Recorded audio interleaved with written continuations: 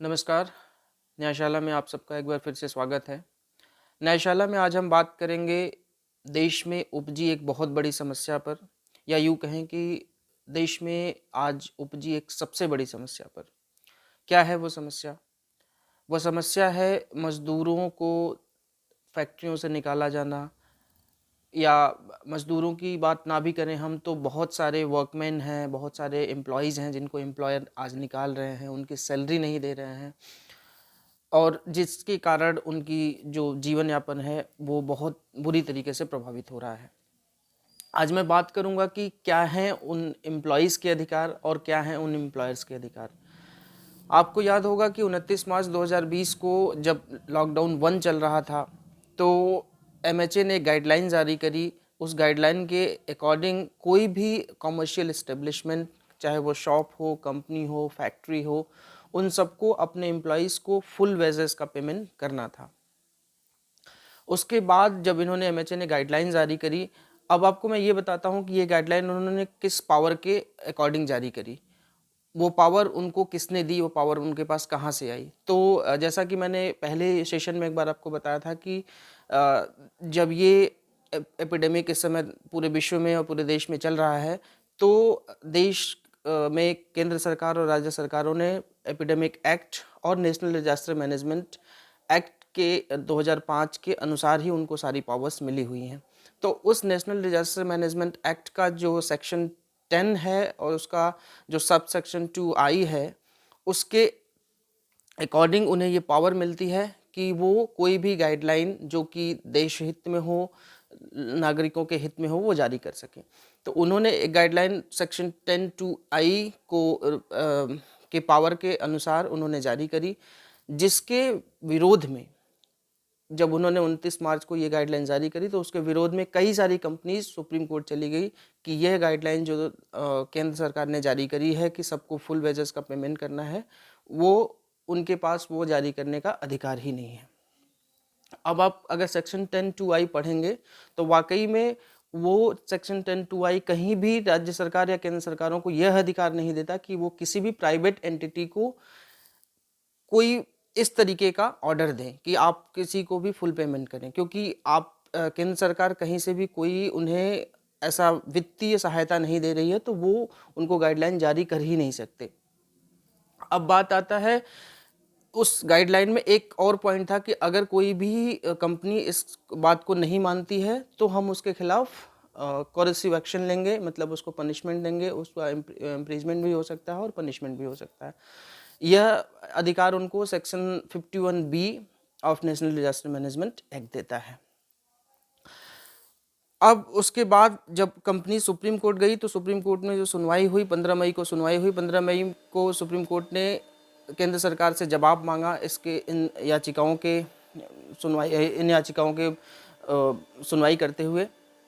उसके बाद 3 दिन बाद 15 मई को सुनवाई होती है, 18 मई को केंद्र सरकार की एक नई गाइडलाइन आ जाती है। उस गाइडलाइन में वो ये कहते हैं, जो यहाँ के चीफ सेक्रेटरी हैं देश के, वो ये कहते हैं कि all the order shall cease to have effect from 18/5/2020। मतलब जो भी ऑर्डर्स पहले के हैं, जो 29 मार्च के ऑर्डर्स हैं, उसके बाद 1-2 गाइडलाइन और आई थी, वो सारे order shall cease to effect with effective from 18/5/2020। मतलब कि वो जो ऑर्डर था कि फुल वेजेस का पेमेंट होगा इंक्लूडिंग ऑल अदर ऑर्डर्स, वो जो फुल वेजेस का पेमेंट है वो उसको भी स्टे कर दिया जाता है, उसको भी सीज कर दिया जाता है इफेक्टिव फ्रॉम 18/5/2020।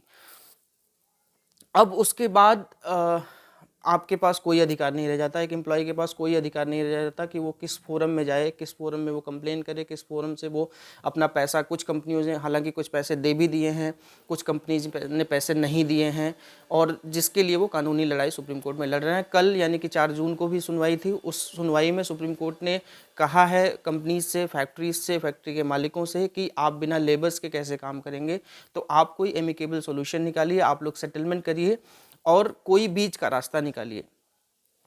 इस पर जो है कंपनीज ने कहा, कंपनीज के कुछ लॉयर्स ने कहा कि हम जो हमारे परमानेंट एम्प्लॉई हैं, हम उनकी बात नहीं कर रहे, हम परमानेंट एम्प्लॉई को फुल वेजेस का पेमेंट भी करेंगे और आगे उनसे काम भी देंगे, लेकिन ले ऑफ पीरियड का हम पैसा उनको नहीं देंगे।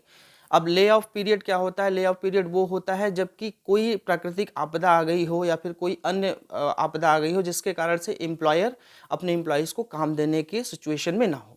लेकिन उस ले ऑफ पीरियड की भी एक और सेक्शन है उसमें, जो ले ऑफ पीरियड सेक्शन 2 के of industrial dispute act define करता है। उसी ले ऑफ पीरियड में एक सेक्शन 25C है, उसी आईडी एक्ट का एक 25C है, जो कि ये कहता है कि आपको 50% पेमेंट उस एम्प्लॉय को या वर्कमैन को देना ही पड़ेगा in the case of lay off 2। लेकिन और एक मैंडेट और है उसमें, सेक्शन 25M, ये भी कहता है कि अगर आपके पास मोर देन 100 एम्प्लॉई हैं तो आप कोई भी ऐसा कोरेसिव एक्शन एम्प्लॉइज़ के अगेंस्ट में लेने से पहले आपको अथॉरिटीज़ से अप्रूवल लेना पड़ेगा। लेकिन इस एपिडेमिक सिचुएशन में ये सेक्शन काम नहीं करता है, 25F सेक्शन का काम नहीं करता और आपको अप्रूवल की ज़रूरत नहीं है, मतलब ले ऑफ पीरियड आप दे सकते हैं। लेकिन अब यहाँ पे बात ये आती है कि ले ऑफ पीरियड में उनको फुल पेमेंट होगा या 50% का पेमेंट होगा, जैसा कि सेक्शन 25C आप आईडी एक्ट कहता है।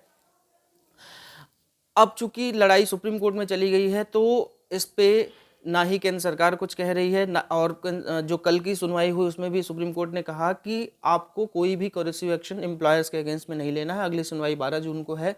इस बीच में जैसा कि मैं अपनी समझ से देख पाता हूँ, सुप्रीम कोर्ट ने ये कहा भी कि कोई बीच का सोल्यूशन निकालिए, और ये ऑर्डर जो है 18 मई तक थे।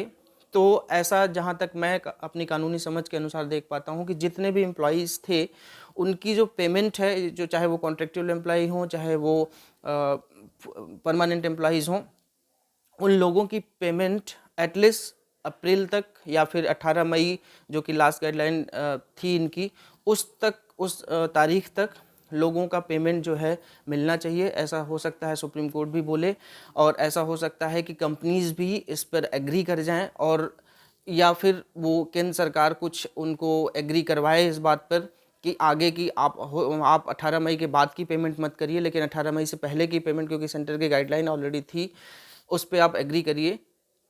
तो ये बातें अभी निकल के आ सकती हैं, लेकिन अभी कुछ भी फिक्स नहीं है कि क्या होगा। लेकिन हाँ, अगर आप परमानेंट एम्प्लॉई हैं तो आपका जो भी जिस ड्यूरेशन तक आप कंपनी में एम्प्लॉई हैं आपको फुल पेमेंट मिलेगी।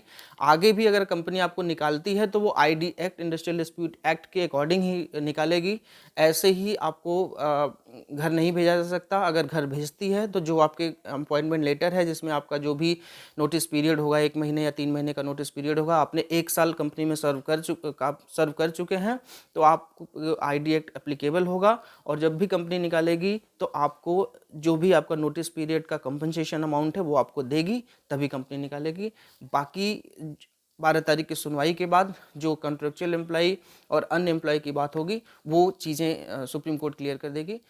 इस सेशन में बस इतना ही। धन्यवाद। जय हिंद।